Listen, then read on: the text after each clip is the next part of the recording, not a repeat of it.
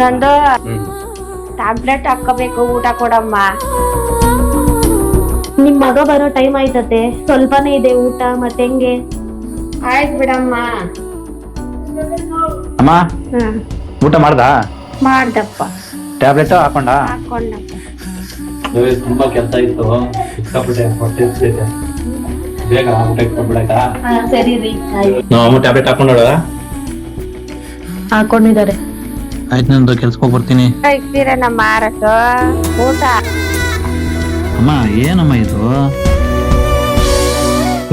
ನಂದು ಏನ್ರಿ? ನಮ್ಮಮ್ಮ ಊಟ ಮಾಡಿದ್ದೇನೆ.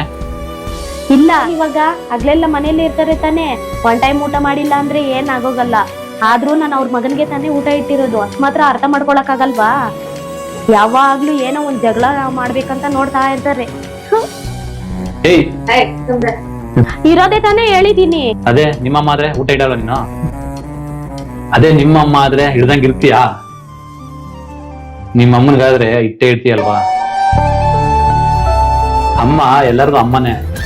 ನನ್ನೊಂದ್ ಕ್ಷಮಿಸ್ಬಿಡಿ ಅತ್ತೆ. ಗಂಡನ ಅಮ್ಮ ಆಗಿರ್ಲಿ, ಹೆಂಡತಿಯ ಅಮ್ಮ ಆಗಿರ್ಲಿ, ಅಮ್ಮ ಅಮ್ಮನೇ, ಬೆಲೆ ಇರಲಿ.